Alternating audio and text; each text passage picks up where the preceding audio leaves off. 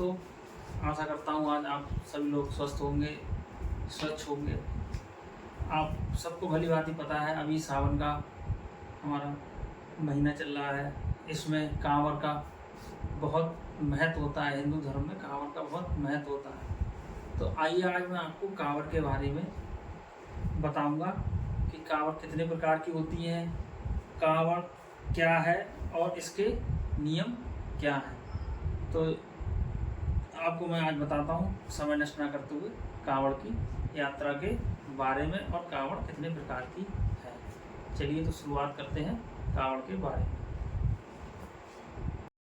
आइए तो मैं बताता हूँ आपको कांवड़ के शुरुआत के बारे में। आपको सभी को पता होगा देवभूमि उत्तराखंड अपनी धार्मिक यात्राओं के लिए प्रसिद्ध है।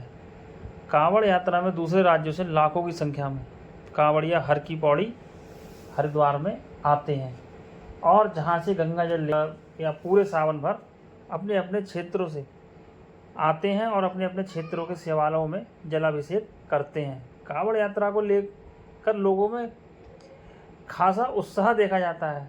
सावन का महीना आते ही काफ़ी जगह आपको कांवड़िए दिखाई देते हैं। कांवड़ यात्रा कैसे शुरू हुई, आइए इसके बारे में बताते हैं। और किसने शुरू की और कितने प्रकार की होती है, कांवड़ के दौरान नियम क्या होते हैं।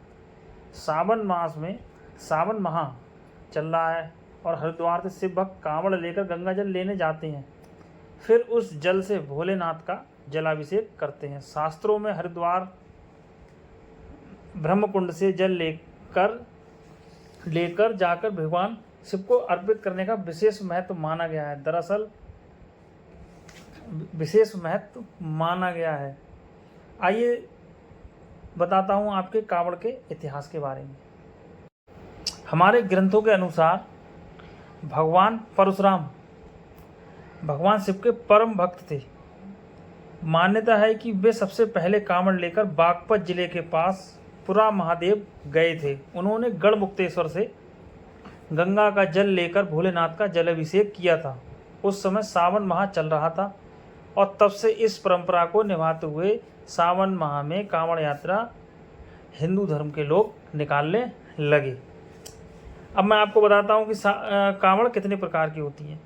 कांवड़ सामान्यतः 4 प्रकार की होती हैं, जिसमें नंबर 1 पर आती है सामान्य कांवड़। सामान्य कांवड़ में सामान्य कांवड़िए कांवड़ यात्रा के दौरान जहाँ चाहें रुककर आराम कर सकते हैं। आराम करने के लिए कई जगह पंडाल लगे होते हैं, जहाँ वह विश्राम करके फिर से यात्रा को शुरू करते हैं। नंबर 2 डाक कांवड़।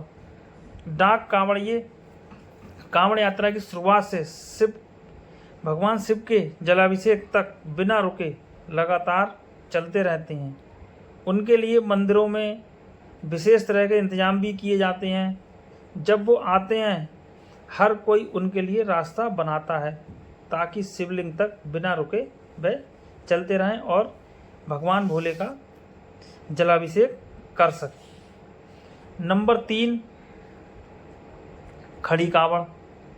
खड़ी कांवड़ जो होती है, कुछ भक्त जो भोले आपको जानकारी में होगा कि जब भी कांवड़िए जाते हैं तो उनको सभी लोग भोले का प्रारूप मानते हैं और सभी लोग उनको भोला बोलते हैं।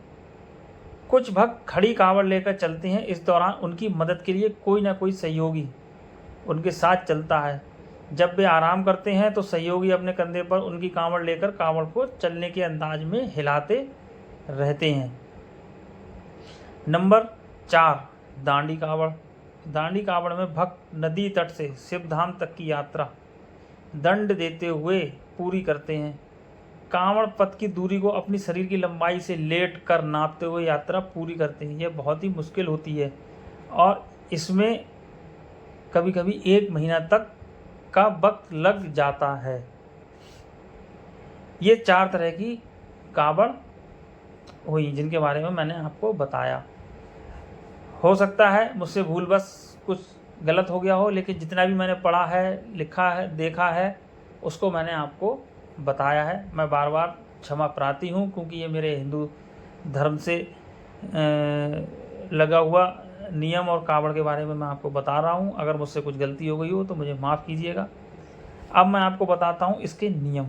कांवड़ यात्रा ले जाने के कई नियम होते हैं जिनको पूरा करने का हर कांवड़िया संकल्प करता है। यात्रा के दौरान किसी भी प्रकार का नशा, मदिरा, मांस और तामसिक भोजन वर्जित माना गया है। कांवड़ को बिना स्नान किए हाथ नहीं लगा सकते, चमड़े का स्पर्श नहीं करना है, वाहन का प्रयोग नहीं करना है, चारपाई का उपयोग नहीं करना है, वृक्ष के नीचे भी कांवड़ नहीं रखनी है। कांवड़ को अपने सिर के ऊपर से लेकर जाना भी वर्जित माना गया है। कांवड़ जो व्यक्ति लेके जाते हैं, जो भी हमारे कांवड़िए भोले होते हैं, उनको कांवड़ शास्त्रों में बताया गया है कि उनको एक अश्वमेध यज्ञ का फल प्राप्त होता है अगर वो कांवड़ लेके जाते हैं और विधि विधान के पूर्वक करते हैं। सावन में शिव भक्त सच्ची श्रद्धा के साथ कंधे पर कांवड़ रखकर बोल बम का नारा लगाते हुए पैदल यात्रा करते हैं। उसे हर कदम के साथ एक अश्वमेध यज्ञ करने के जितना फल प्राप्त होता है, जो कि मैंने आपको अभी बताया। उसको जो भी हमारा भोला है, जो भी हमारे कांवड़िए हैं, उसके सभी पापों का अंत हो जाता है। वह जन्म मरण के बंधन से मुक्त हो जाता है और मृत्यु के बाद उसे सीधे शिवलोक की प्राप्ति होती है। इस तरीके का शास्त्रों में बताया गया है। इस यात्रा को कांवड़ यात्रा क्यों कहा जाता है, आइए हम इसके बारे में मैं आपको बताता हूँ। क्योंकि इसमें आने वाले श्रद्धालु चूंकि बांस की लकड़ी पर दोनों ओर टिकी हुई टोकरियों के साथ पहुँचते हैं और इन्हीं टोकरियों में गंगा जल लेकर लौटते हैं। इस कांवड़ को लगातार यात्रा के दौरान अपने कंधे पर रखकर यात्रा करते हैं। इसलिए इस यात्रा को कांवड़ यात्रा और यात्रियों को कांवड़िए कहा जाता है। पहले तो लोग नंगे पैर या पैदल ही कांवड़ यात्रा करते थे, लेकिन अब नए ज़माने के हिसाब से बाइक, ट्रक और दूसरे साधनों का भी इस्तेमाल करने लगे हैं। आइए मैं आपको बताता हूँ कि क्या कांवड़ यात्रा का संबंध केवल उत्तराखंड से आने वाले गंगा जल से ही है। आइए इसके बारे में मैं आपको बताता हूँ। आमतौर पर परंपरा तो यही रही है, लेकिन आमतौर पर बिहार, झारखंड और बंगाल या उसके करीब के लोग सुल्तानगंज जाकर गंगा जल लेते हैं और कांवड़ यात्रा करके झारखंड में देवघर के बैद्यनाथ मंदिर या फिर बंगाल के तारकनाथ मंदिर के शिवालयों में जाती हैं। एक मिनी कांवड़ यात्रा जो है अब इलाहाबाद और बनारस के बीच में भी होने लगी है। मैंने जो आपको कांवड़ के बारे में जो भी जानकारी दी, जितना मुझको ज्ञान था वो मैंने आपको बताया। जरूरी नहीं है कि हो सकता है कुछ अज्ञानवश मैंने भी कुछ मुझे अज्ञानता रही हो, तो मैं हाथ जोड़ते सभी से क्षमा प्रार्थी हूँ अगर मैंने कुछ गलत बोला हो। वैसे जितनी मुझे जानकारी थी और जो भी मैंने किताबों से पढ़ा वो मैंने आपको बताया।